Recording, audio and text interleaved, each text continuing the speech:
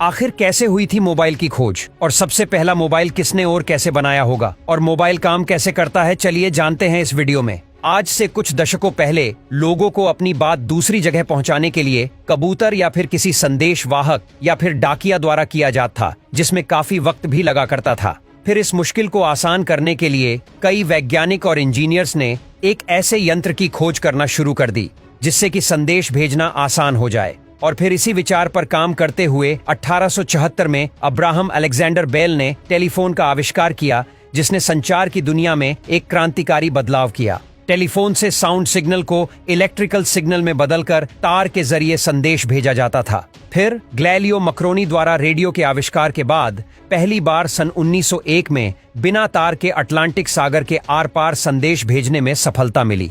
इसके बाद सन 1906 में कैनेडियाई वैज्ञानिक रेगिनल्ड फेसेंडन ने रेडियो सिग्नल पर काम करके इसे और आधुनिक बनाया, जिसके बाद रेडियो फोन का आविष्कार किया गया, जो सेना द्वारा और समुद्री जहाजों पर प्रयोग किया जाता था। अभी तक आम जनता के संदेश भेजने के लिए केवल टेलीफोन ही एक माध्यम था। फिर पहली बार 1960 में AT&T बेल लैबोरेटरीज के इंजीनियर्स द्वारा वायरलेस फोन बेस स्टेशंस के लिए बनाया गया था, जो कि बहुत कामयाब नहीं हो सका। फिर 1960 के दशक के दौरान बेल लैबोरेटरीज ने इसे आगे विकसित करने की सोची।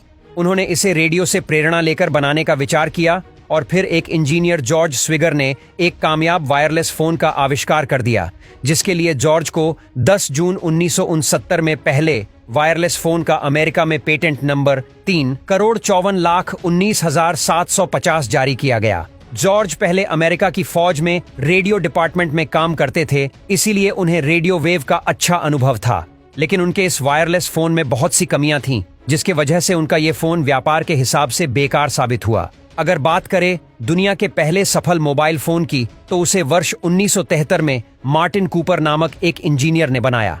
इस फोन से कूपर ने पहली कॉल न्यूयॉर्क से न्यू जर्सी की थी। आपको बता दें, कूपर को ही आधिकारिक तौर पर मोबाइल का जन्मदाता माना जाता है। मार्टिन कूपर एक अमेरिकन इंजीनियर है, जिन्होंने लगभग 3 अप्रैल 1973 में विश्व को पहला मोबाइल फोन दिया था, जो कि आम लोगों के लिए था, जिसका वजन लगभग 2 किलो था। सुनने में थोड़ा सा अजीब लगेगा, परंतु पहले ऐसा ही होता था। आज की युग के हिसाब से तो बहुत ही भारी था ये, परंतु 80 के दशक की शुरुआत में ऐसा फोन रखना धनवान होने का प्रतीक माना जाता था। मार्टिन कूपर ने आज के समय की मोबाइल कंपनी मोटोरोला के साथ मिलकर ये मोबाइल फोन बनाया था और फिर बाद में वे इस कंपनी के CEO भी रहे। इसके लिए उनको मार्कोनी पुरस्कार से सन 2013 में सम्मानित भी किया गया। ये पुरस्कार संचार क्षेत्र में किए गए अद्भुत कार्य के लिए दिया जाता है।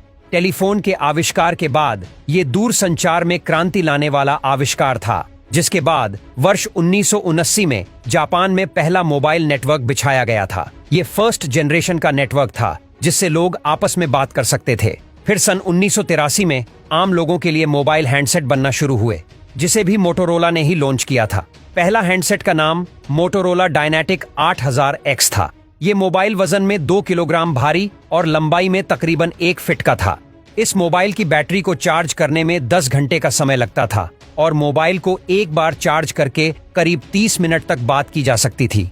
उस वक्त मार्केट में इस मोबाइल की कीमत 3 लाख की करीब थी। अभी तक इस मोबाइल से सिर्फ बातें ही की जा सकती थीं। फिर सेकंड जनरेशन मोबाइल नेटवर्क सेवा फिनलैंड में साल 1991 में रेडियो लिंजा नामक कंपनी ने शुरू की। इस सेवा की शुरुआत से मोबाइल में SMS और इंटरनेट सेवा आ गई। इसके बाद थर्ड जनरेशन सेवा वर्ष 2001 में जापान में शुरू की गई, जो उस समय का सबसे एडवांस्ड मोबाइल नेटवर्क था। इसकी सहायता से डेटा ट्रांसफर करना फास्ट हो गया। वीडियो कॉलिंग फीचर इसी जनरेशन में आया था। और आज के समय में मोबाइल फोन में क्या बदलाव हुआ है, आसान शब्दों में कहें तो मोबाइल फोन एक 2 वे रेडियो है, जिसमें एक ट्रांसमीटर और दूसरा रिसीवर रेडियो होता है। जब आप अपने दोस्त के साथ बात कर रहे होते हैं, तो ये आपकी आवाज को इलेक्ट्रिकल सिग्नल में कन्वर्ट कर देता है, जिसके बाद इसे रेडियो वेव्स के रूप में नजदीकी सेल टावर तक ट्रांसमिट कर दिया जाता है। अब उस सेल टावर का नेटवर्क आपके दोस्त के सेल फोन तक रेडियो वेव को भेज देता है, जिसके बाद आपके दोस्त का मोबाइल उस सिग्नल को कैच करके साउंड में कन्वर्ट कर देता है।